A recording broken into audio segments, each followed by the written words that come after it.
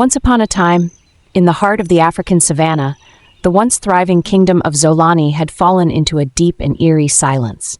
Once its bustling markets rang with laughter, its fields flourished with golden crops, and its people danced beneath the moon. But now shadows stretched long across the land, and despair whispered through the empty streets. The reason? A king obsessed with perfection. King Obade, a man of great power, but even greater expectations, had lost his beloved queen. Heartbroken yet determined, he vowed to find another wife, a woman of unmatched beauty, wisdom, and strength. But perfection's a cruel master, and none who stood before him could meet its impossible demands. Each time a woman was presented, the king's voice rang cold through the grand hall. Not graceful enough. Too plain. She lacks refinement. One by one they were dismissed, and with each rejection, Zolani withered. The fields lay untended, merchants abandoned their stalls, and whispers of curses began to spread among the people. What if the spirits of the ancestors have turned against him? They murmured. What if his search will never end? Elder Abeni, the king's most trusted advisor, could bear it no longer. One evening, he stood before him, his voice edged with urgency. Your Majesty, your kingdom is crumbling. The people need a queen, but more than that, they need a ruler who remembers them. For a moment, something flickered in the king's dark eyes. Was it doubt? Guilt? Then, as if shaking off a moment of weakness, he straightened. Then let us widen the search. A royal summons was sent far and wide, and from every village, every hidden valley, and every distant shore, women gathered at the palace. Some sang haunting songs of wisdom, their voices like wind through the trees. Others showed their strength, bending iron and balancing blades. Some spoke of love, kindness, and healing. Yet, the king's heart remained unmoved, until the night of the Storyteller. It was late when the guards announced a final visitor. She was not clad in silks or jewels. Instead, she wore the simple robes of a traveler, her dark skin gleaming in the torchlight, her braided hair adorned only with humble beads. Your Majesty, she said, her voice smooth as river stone, I ask only for your ear. The king narrowed his eyes. Who are you? I am Amara, a weaver of stories. The court chuckled, some scoffed, but Amara did not flinch. What could a mere storyteller offer a king? Obade asked, his tone laced with boredom. A story, she replied simply. One that might change your kingdom, or perhaps your heart. Something about her unshaken confidence unsettled him. Intrigued, he gestured for her to begin.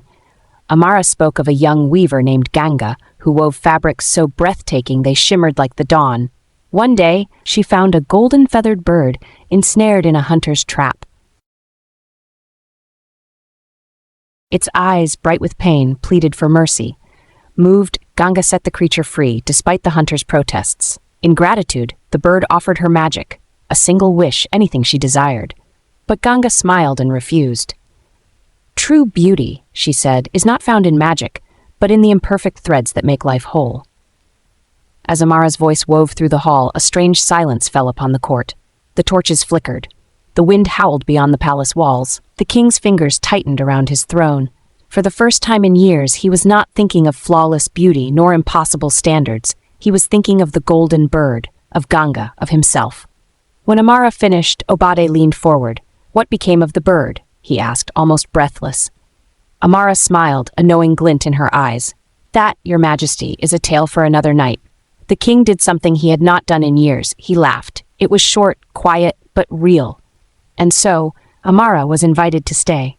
Each evening she told a new tale, a hunter who learned humility from a wise tortoise, a girl who spoke to the winds and saved her village from disaster, a farmer who found joy in the simplest of things. With each story, the king listened, and something inside him shifted. His obsession with perfection loosened its grip. He visited the villages, mended broken alliances, and listened to his people once more. The kingdom began to bloom again. One night, Amara told her final tale. It was about a king, a man so blinded by his pursuit of perfection that he almost lost everything. The hall fell silent. Obade's breath hitched as realization struck. The story was about him. He turned to Amara, no longer seeing just a storyteller, but the woman who had rekindled his heart and saved his kingdom. Amara, he said, his voice steady, you have shown me that perfection is an illusion. True beauty lies in love, in kindness, in imperfection. Will you stay by my side and help me write the next chapter of Zolani's story? Tears shimmered in Amara's eyes. "I would be honored, Your Majesty."